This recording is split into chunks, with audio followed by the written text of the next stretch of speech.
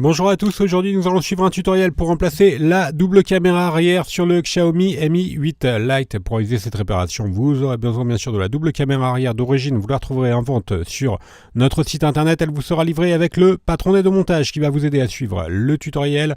N'oubliez pas également de commander le kit d'outils spécialement sélectionné par nos techniciens pour réaliser cette réparation. Il s'agit du kit d'outils numéro 1. Vous retrouverez également en vente sur le site internet le kit complet de réparation qui comprend en plus de la caméra arrière, le kit d'outils et le patron en version adhésif.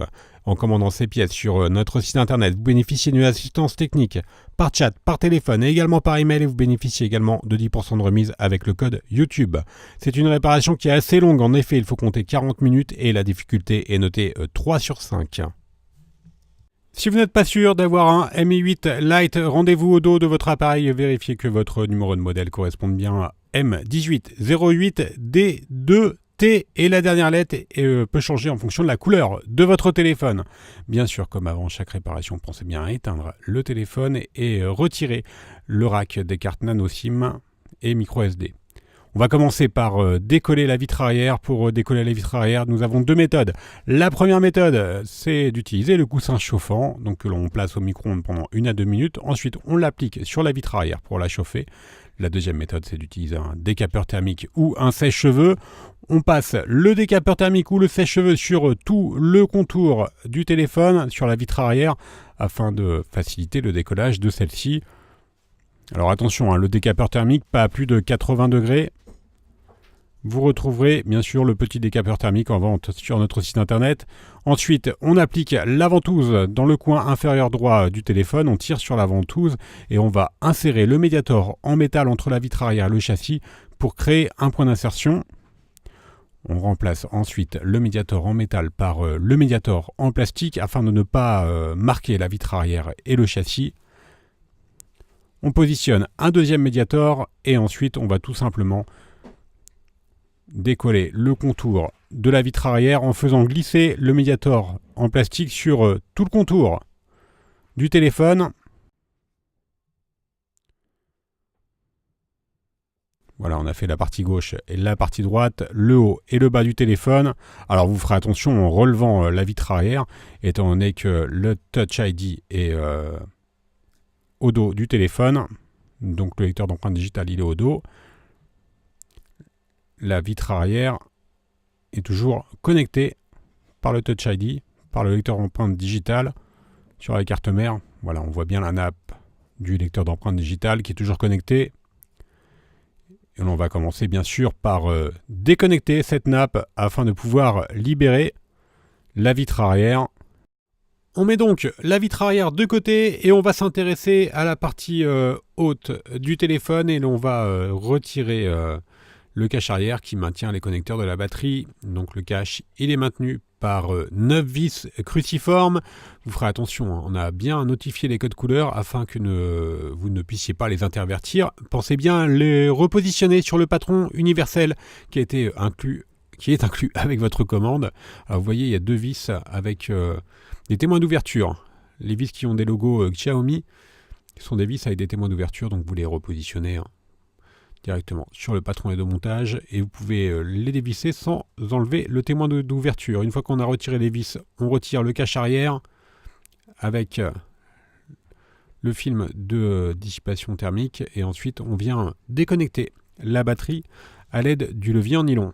Et maintenant, on va devoir retirer la carte mère pour avoir un accès au connecteur de la double caméra arrière. Et on va commencer par retirer la vis qui maintient le support de la lentille arrière. Il s'agit d'une vis cruciforme. Voilà, on va retirer la lentille arrière. Alors c'est plutôt une bonne chose car les lentilles sont souvent des éléments qu'on change et là elle est facilement interchangeable. On déconnecte maintenant la nappe de l'écran et également la nappe d'interconnexion. Et on va pouvoir maintenant déconnecter les nappes des capteurs de proximité et luminosité. Et enfin le câble coaxial qui relie le connecteur de charge à la carte mère qui est utilisée notamment pour le réseau. On retire maintenant les deux vis qui maintiennent la carte mère à gauche et à droite de celle-ci. Ce sont des vis cruciformes et on va pouvoir bien sûr maintenant délicatement avec la pincette enlever la carte mère du châssis du téléphone. Voilà, ça enlève très facilement. On va pouvoir maintenant déconnecter la double caméra arrière. Alors à noter que on ne peut pas changer l'une sans l'autre, hein. Elles ne font qu'un seul bloc. Et vous êtes obligé de changer les deux caméras. En même temps, on les déconnecte tout simplement à l'aide du levier en nylon. Et ensuite, on va tout simplement faire pression sur la double caméra pour pouvoir la retirer de la carte mère. Voilà, on appuie dessus, hein, tout simplement.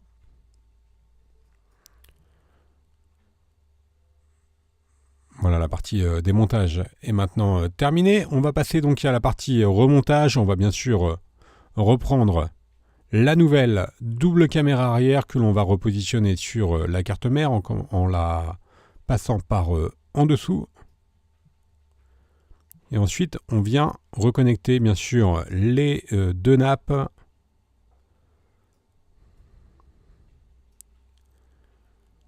Une fois que l'on a reconnecté les deux nappes, on vient repositionner la carte mère sur le châssis. On fait bien attention à bien repositionner la carte en dessous de toutes les nappes, donc à bien repasser toutes les nappes par-dessus la carte mère, évidemment, pour pouvoir les reconnecter par la suite.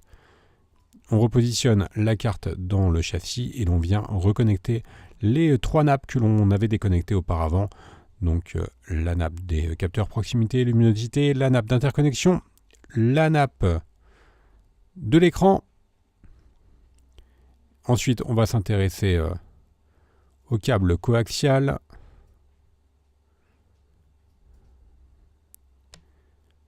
Et une fois que l'on a reconnecté le câble coaxial, on va bien sûr pouvoir repositionner la lentille de la caméra et on va la refixer sur le châssis à l'aide de la vis cruciforme. Et maintenant, on va remettre les deux dernières vis cruciformes qui maintiennent la carte mère, donc à droite et à gauche de celle-ci. En dernier, on vient reconnecter la nappe de la batterie.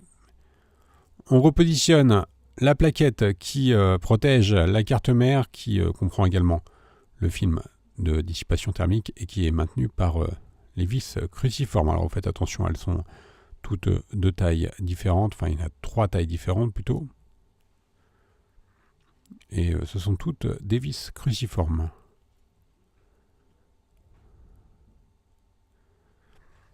Une fois qu'on a refixé la plaquette, on vient reconnecter le lecteur d'empreintes digitales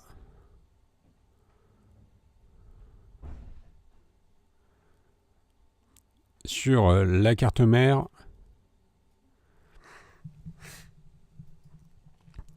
Et l'on va bien sûr préparer le châssis pour pouvoir positionner la colle. Alors si votre châssis n'est pas propre, il faudra le nettoyer. Nous, il est propre, donc on positionne directement la colle B7000 sur tout le contour du châssis. La colle, elle est bien sûr incluse dans le kit d'outils, hein, qui est proposé en option, ou dans le kit de réparation. Une fois qu'on a appliqué la colle sur tout le contour du châssis, il ne nous reste plus qu'à repositionner la vitre arrière sur son emplacement d'origine et ensuite on va mettre le tout sous presse pendant environ 30 minutes, le temps que la colle fasse effet. Et la réparation sera ensuite bien sûr terminée. Voilà, on attend donc 30 minutes. Si éventuellement vous avez des surplus de colle, vous pouvez le nettoyer avec un chiffon humide.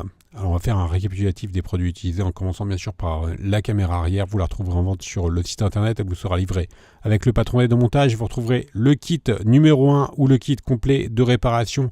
On reste joignable par mail, par chat et également par téléphone. N'oubliez pas que vous bénéficiez de 10% de remise avec le code YouTube. Vous pouvez également nous suivre bien sûr sur tous les réseaux sociaux ou vous abonner à notre chaîne YouTube. N'hésitez pas à nous contacter pour toute question et vous retrouverez tous les tutoriels, les pieds détachés et les outils pour le Mi 8 Lite sur notre site internet. Merci à tous d'avoir suivi ce tuto.